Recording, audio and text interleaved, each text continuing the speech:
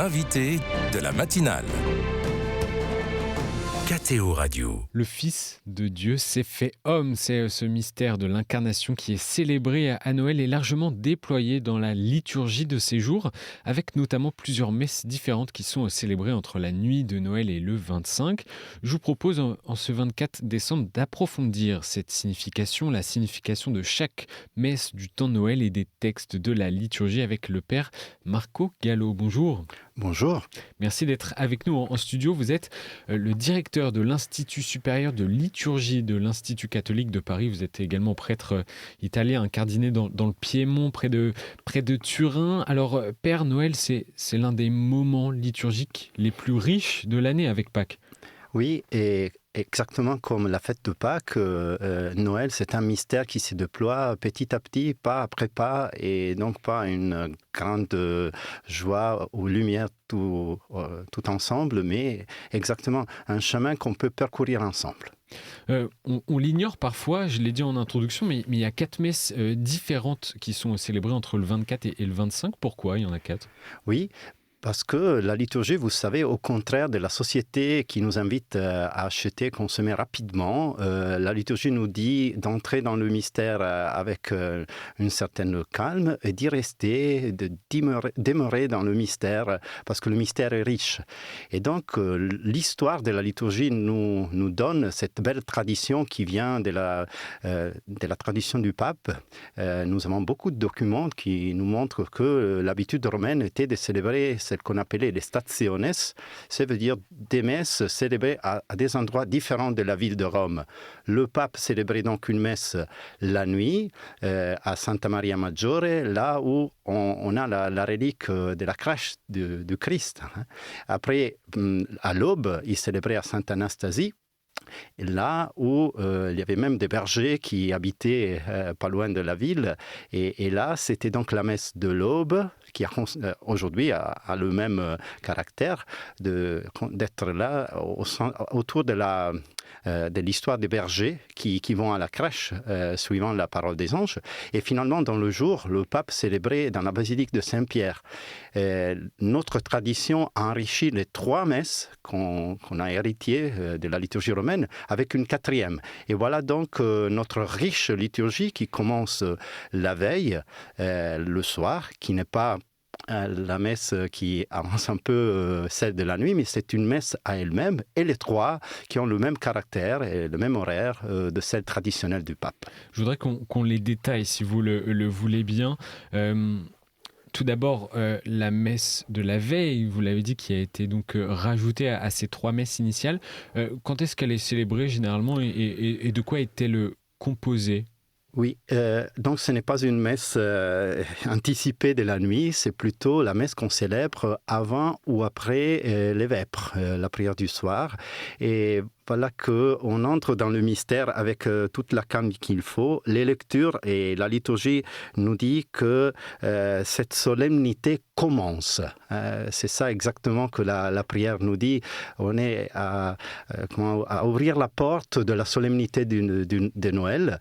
Et cette messe du soir nous annonce avec Isaïe que la promesse messianique va s'accomplir très tôt. Et l'évangile, c'est la généalogie qui ouvre l'évangile de Matthieu. Et donc, le Verbe s'est fait chair dans des histoires de noms et des hommes et des femmes assez concrètes qui sont la généalogie donc, de Jésus. Vient ensuite la messe la plus populaire, en tout cas en France, la messe de la nuit ou la messe de minuit. On dit les deux, les termes sont justes, les deux ? Pas exactement, oui. On parle de la messe de minuit, mais le missel, et c'est ça le nom traditionnel, parle de la messe dès la nuit. Et on entre avec une certaine clarté dans la même symbologie de la veillée de Pâques. C'est la lutte entre les ténèbres et la lumière qui commence. Et c'est là, évidemment, si on veut le code plus beau et plus riche de cette messe. La liturgie s'enrichit au fur et à mesure dans le temps. Par exemple, on peut même chanter et commencer avec celle qu'on appelle la calène de Noël, qui est un texte merveilleux qui parle, dit même des dates assez claires, qui situe l'incarnation du Christ après 5000 ans de la création, selon la cosmologie ancienne, qui parle donc du déluge, d'Abraham, de l'Exode, du roi David, mais même des Jeux des Olympiades olympiques, et de la fondation de Rome et de la 42e année de l'empereur Auguste. Et donc cet ancien hymne situe le Christ comme celui qui vient exactement dans un lieu et dans un moment précis. Mais après tout le reste, on se souvient bien de la liturgie de la parole de cette nuit, annonce que les promesses messianiques viennent comme une bataille entre ce qui est ténèbres, et donc le mal, le manque de sens, et ces dons de la présence du Christ. Et on le célèbre exactement dans la nuit, comme notre salut qui vient comme un don, en échange de notre pauvreté. Et le lendemain, donc on rentre chez nous le soir, célébrer après avec sa famille. Et c'est peut-être la messe, cette troisième messe, la plus méconnue, la messe de l'aurore, la messe de l'aube, vous l'avez dit, Père. Pour celles et ceux qui n'ont jamais eu le courage d'y assister le lendemain des fêtes que l'on fait en famille, quel récit et quelle lecture on y retrouve ? Oui, la messe de l'aurore est donc la lumière qui prend sa place dans notre vie. Et en effet, les lectures et les prières qu'on partage ce jour-là sont d'un caractère baptismal. La lumière qui vient nous sauver devient pour nous, comme les bergers, une invitation à sortir de nous-mêmes, à se mettre en chemin pour rencontrer et recevoir cette pleine lumière qui doit devenir un témoignage qui change notre vie. Et donc les lectures, si dans la nuit, c'est plutôt les anges qui annoncent la naissance du Christ, le Gloria si on veut, et les bergers qui se mettent en chemin, à l'aube, à l'aurore, les bergers arrivent et voient le Christ, l'enfant.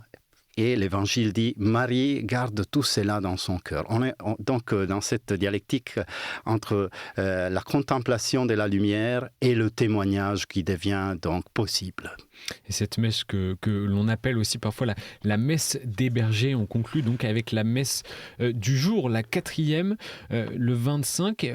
À quoi s'attache particulièrement la liturgie et les textes proposés durant cette messe qui peuvent presque nous désarçonner ? Oui, en effet, c'est une messe qu'on peut mieux comprendre si on est parti, comme on a fait maintenant, dès le début de notre chemin. Et là, c'est une messe vraiment plus théologique. On revoit, on prend du recul, on voit tout le mystère de l'incarnation du Christ avec son ampleur. C'est le Christ qui a pris chair, donc c'est sa venue dans l'histoire, mais c'est aussi le Christ qui a été engendré, le Fils, par le Père au début de la création, mais c'est aussi le Verbe de Dieu qui peut prendre chair dans notre vie. Les liturgistes du Moyen-Âge parlaient donc dans cette messe de les 3 venues du Christ, les 3 incarnations, et cette liturgie qui résonne donc de la bataille lumière et ténèbres de la nuit sont maintenant en pleine splendeur.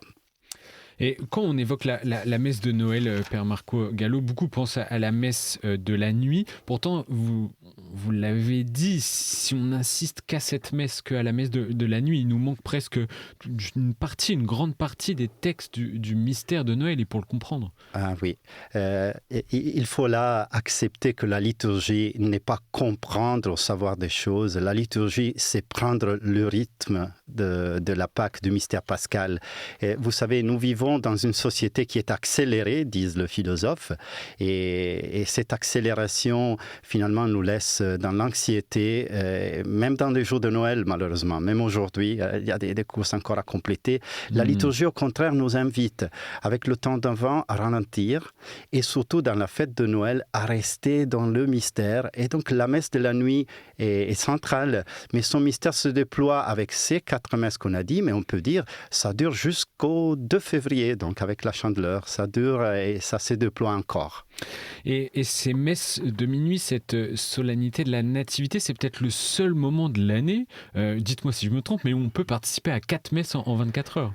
Oui, en réalité, oui, c'est ça. Le missel et la tradition de l'Église donnait la possibilité aux prêtres d'en célébrer 3, chose qui était interdite normalement, même le jour de la prière pour nos défunts, mais à Noël aussi. Et pour les fidèles, c'est peut-être pas usuel de faire toutes les messes, mais c'est très beau de savoir, et même si on participe à l'une ou quelques de ces messes, savoir que le chemin est donc plus riche. Le mystère de l'Église célèbre le Christ, et nous en faisons partie quand nous pouvons, le mieux possible. Et donc, comme pour Pâques, cette fête de la Nativité se déploie sur l'octave de Noël jusqu'au 1er janvier. Qu'est-ce que les catholiques sont amenés à redécouvrir durant ces 8 jours ? Oui, et là, c'est intéressant de penser à l'histoire de la liturgie, parce qu'on parle très souvent du fait que la fête de Noël aurait pris la place d'une fête païenne, chose que l'histoire de la liturgie dit que c'est pas certain, et surtout, on a bien des preuves que c'est le contraire, parce que 8 jours après Noël, dit Saint Augustin, disent les pères de l'Église, nous célébrons avec le changement de la calenda, le fait que prendre chair pour le Christ, ça veut dire pas seulement devenir homme, mais aussi entrer dans une famille, dans la vie de Marie, de Joseph, qui lui font espace dans leur vie, mais aussi prendre la place dans un peuple. Et donc, 8 jours après Noël, nous célébrons la circoncision du Christ, le fait que Marie est mère de Dieu, et après Paul VI aussi, la prière pour la paix. Mais cela, on pourrait dire, continue jusqu'au mystère de l'Épiphanie, oui, et finalement la chandeleur, comme on disait avant. Et quelle tonalité prend la liturgie durant cette octave ? Elle garde ce même esprit de joie ? Oui, mais le 26, 27, 28, la chasuble devient rouge parce qu'on célèbre les martyrs. Le Christ est né, on est dans la joie, mais cette joie est aussi courage et amour. Et donc, martyrs, on célèbre Saint-Étienne, Saint-Jean apôtre, les saints innocents. Et donc, cette bataille lumière-ténèbres continue, mais c'est une bataille dans l'amour. Et je trouve qu'on ne peut pas lire le mystère de Noël si on n'arrive pas à la solennité de l'Épiphanie, qui est le jour, si on veut, est la fête plus ancienne de laquelle la fête de Noël a été tirée. Parce que là, dans l'Épiphanie, je dirais, il faudrait lire avec amour l'antienne du Magnificat qu'on prie pendant la prière du soir. Et là, l'antienne est très belle. Si vous permettez, je la lis. Allez-y. Elle est très riche. Nous célébrons 3 grands mystères. Aujourd'hui, l'étoile a conduit les mages à la crèche. Aujourd'hui, l'eau a été changée en vin aux noces. Aujourd'hui, le Christ a voulu être baptisé par Jean dans le Jourdain pour nous sauver. L'épiphanie, c'est le fait que Dieu se révèle. Il se révèle donc comme celui qui est désiré par tous les peuples, se révèle comme celui qui nous donne la joie, voilà, Cana, et celui qui s'est mis avec les pécheurs sous le baptême de Jean pour nous montrer que Dieu chemine vers la lumière avec nous. Et une dernière question, quelques mots pour conclure cette interview, Père Marco Gallo. Un conseil à donner à nos auditeurs, à nos auditrices qui nous écoutent en ce 24 décembre, à quelques heures de la célébration de Noël, pour vivre pleinement cette liturgie.